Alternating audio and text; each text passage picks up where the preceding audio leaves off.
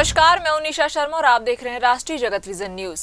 दुनिया में धार्मिक स्वतंत्रता की निगरानी के लिए बने United states commission of international religious freedom ने आरएसएस यानी राष्ट्रीय स्वयंसेवक संघ और रॉ यानी खुफिया agency research and analysis wing पर बैन लगाने की मांग की है।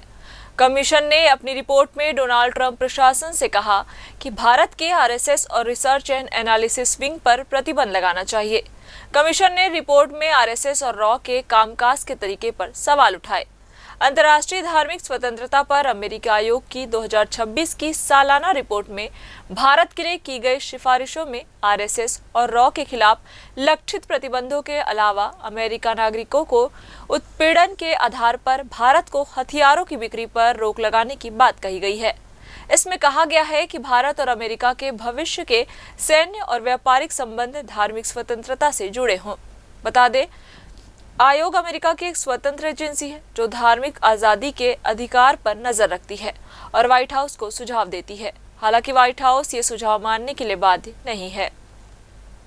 आयोग ने बीते साल 2025 में भी रॉ पर सिख अलगाववादियों की हत्या की साजिश में शामिल होने का आरोप लगाते हुए बैन की मांग की थी।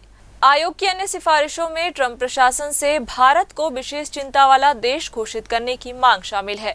आयोग ने भारत में धार्मिक स्वतंत्रता पर बीते 7 साल से लगातार सवाल खड़े किए हैं। हालांकि केंद्र सरकार ने सोमवार को अमेरिका के अंतर्राष्ट्रीय धार्मिक स्वतंत्रता आयोग की रिपोर्ट को सख्ती से खारिज कर दिया, जिसमें भारत को धार्मिक स्वतंत्रता के आधार के कथित उल्लंघन के आधार पर कंट्री ऑफ पर्टिकुलर कंसर्न घोषित करने की सिफारिश की गई है।